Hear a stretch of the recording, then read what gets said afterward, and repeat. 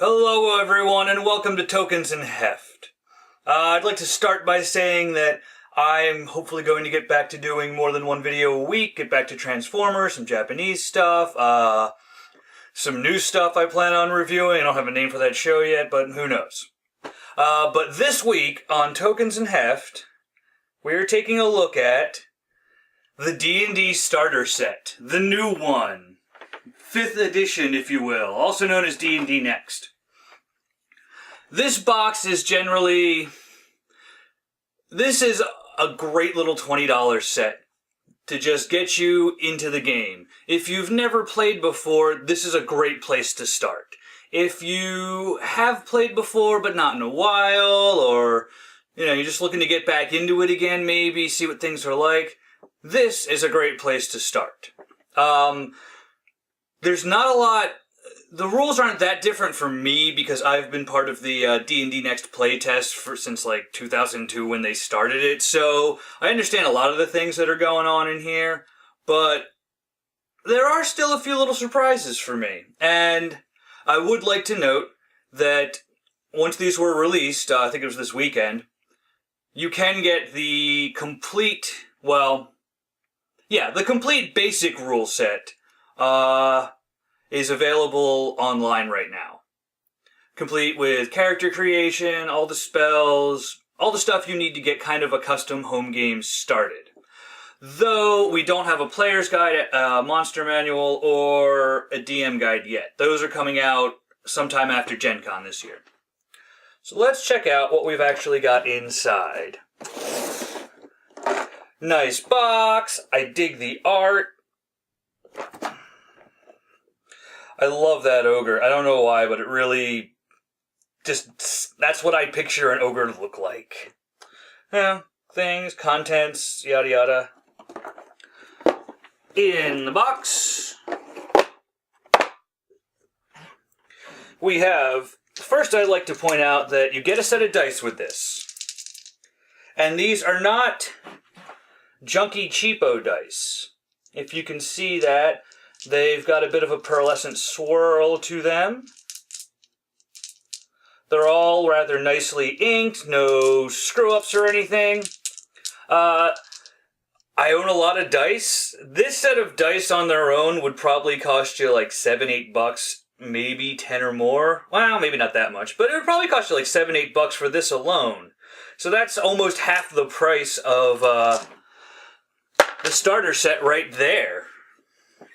You get the starter set rulebook. This is not the complete rules. This will take you and the pre-gens. It will take the pre-gens that come with this up to level 5. You've got everything you need. I've read through it, not cover to cover, but I've read through most of this, and it's very well done.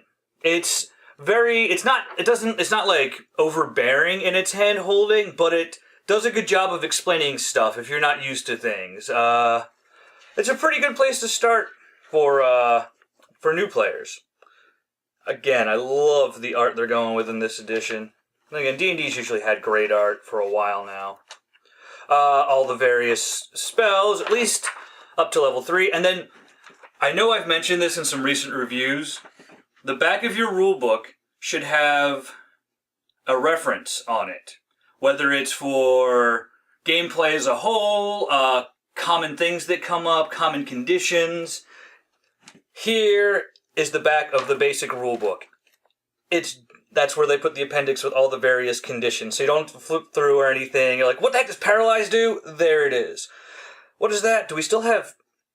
Aww. Drunk isn't in here anymore.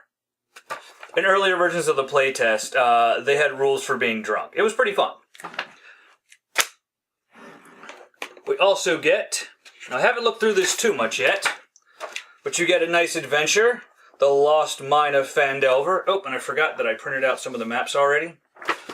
I just scanned them in. Here's where the region where it takes place. Here's the town I think you'll be at. Oh yeah, it's Phandalin. You'll be there a lot. Speaking of Phandalin, I know that that's how it's pronounced because when they first bring it up in this book, in parentheses, they give you a little guide to pronouncing it. Now, they don't do that for all the fantasy names and everything, but some of the more important things, they give you a little pronunciation guide, which is so important in fantasy games because these words don't exist in our world. We don't know how to pronounce them. People get in arguments over how to pronounce them. Arcana. Things like that. So it's really nice to have that. But, while I said I haven't gone through this fully, from what I can tell just looking through it and what little I have read, this is a nicely laid out adventure. Roar. Oh, nice green dragon. Everything... I almost want to stop and talk for a few minutes on the owlbear. I mean, that's actually pretty terrifying owlbear. That's something I'd be afraid of. They're always such a goofy monster. And I think they came from Gary Gygax seeing some weird little, like, made in China, junky little figure you get out of, like, a claw machine or, like, I forget I don't know what we call them over here. They call them gashapons over in Japan. But just some, like, weird little, like, misshapen figure. And he's like, we'll make an owlbear out of that. But back to this. Seems like a great module. I don't know the whole plot so far, but it's got a really nice promise. Ooh, something I do want to point out. This is what goblins look like now. Which is interesting. I'm okay with it. I don't have a problem. I mean, they're still the same creatures, more or less. I'm just used to, I don't know, rounder heads. And some of that might just be for me playing Pathfinder, where goblins are stick figures with pumpkin heads full of teeth. I don't know a way to describe that better. And here's a nice thing. The back of this, all the rules covered in this, they bring, whenever rules that you haven't really dealt with yet, the game explains them to you. Or at least the module explains them to you. So if you need to look stuff up by module, you can do it through, or within the module, you can do it with this handy little book. I really like this. This actually makes me angry, because this whole set was $20, and the abysmal failure of a module that was Baldur's Gate, or Murder in Baldur's Gate, was $35 freaking dollars. $35 got me a piece of crap module, an admittedly good book teaching me about Baldur's Gate, and a cardstock DM screen that was all, and the whole package was shrink wrapped. That cost me $35. This set, with a full competent module, new rules for an entirely new version of the game, some pre-gens, and a set of dice, packaged in a box for $20. That makes me so much more angry at Murder in Baldur's Gate. Moving on, you also get these 5 pre-gens. This is not what the standard character sheet looks like.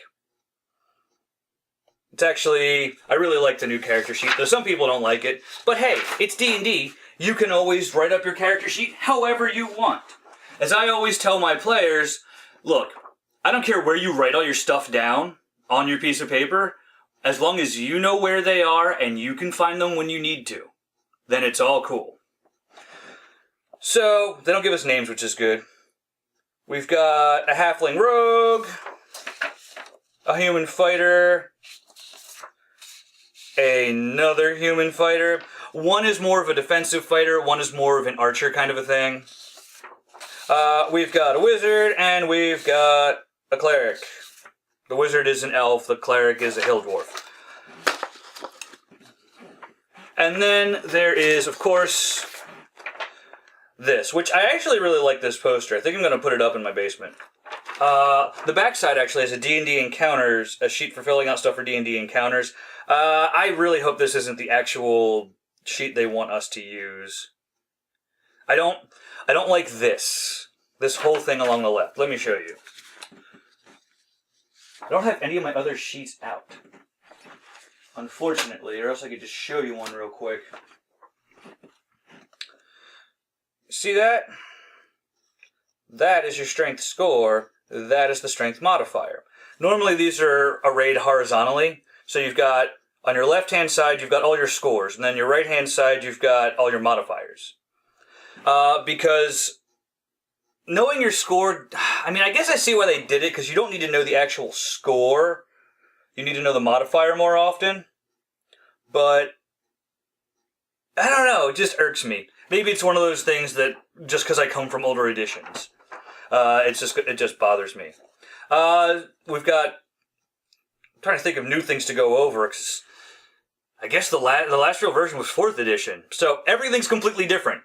It's a lot more like 2nd edition D&D, maybe a little more like 3.5, 3.5. They're trying to take all the best things of D&D from before this and incorporate them all together. So, when it comes to casting, you've got spell slots back. So, you're dealing with all of that kind of thing. There's no fort reflex and will. There's just straight up saves based off of one of your stats. For instance, I forget if it's Fireball or Scorching Hands, it might be both. But, like, say you shoot, like, Scorching Hands, it's a ray of fire. In 4th edition, the most recent official version of the game, you would have a reflex. It's almost like your armor class. You would have 3 separate defenses for Fortitude, Reflex, and Will. So you'd have your Reflex defense. And in 4th edition, a spell like that would go up against that, and that just kind of handles it all. In 5th edition, much like previous editions of D&D, if a fireball gets shot at you, make a dex save. If you're trained in acrobatics, that can help you out. And I really like that because it makes more sense, really. You're shooting a fireball. That fireball is going to hit its area. It's like a 10-foot wide sphere of flame, and it's magic. It's not going to screw up. But but people can dodge out of the way. And I kind of like that. 4th edition was a very big, bulky game, and it really came down to being 4th edition D&D is, while you can put all the story you want into it and all the role-playing you want, when you read over the rule books and go over everything that they released for it, it's a very combat-focused game, and it's a really fun, like, little combat miniatures game with a lot of flavor and role-playing to it.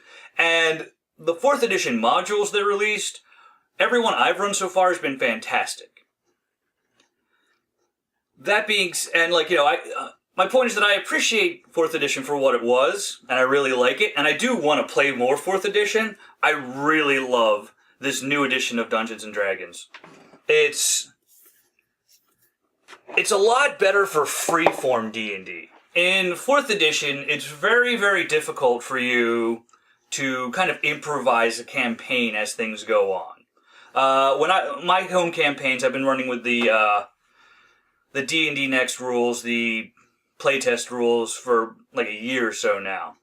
And I write very little for my modules. All I really have is a general structure, because if I've learned one thing, the more you plan, the further away from that plan your players are going to go. So I try and just keep it very focused in what I actually write down, with a lot of openings and opportunity to improvise. People want to do this thing. People want to do this thing. Oh, they're ignoring the MacGuffin. They want to go off and do this other thing. With this, you can improvise so much easier. And I think it's easier on players as well, because when they see that everything isn't so combat-focused, they start to realize that they can think outside the box a little bit. This seems to be a lot easier for a lot of players to think outside the box, because 4th edition gave you a really big box with a lot of stuff in it, to be fair. This I love. I don't have a lot more to say about this. It's fantastic. I love a lot of the new mechanics. A lot of stuff is old and you'd kind of recognize it. They didn't bring back Thaco, so you can stop yelling about that now. But we still have AC, and it still kind of works, and it's just a lot easier. And this is, I've said it before, and it's kind of their whole goal with this, is that this is where people should start with the new edition, especially if you've never played before. The whole point of this product, this little box set, is to take you from curious to engaged as smoothly as possible.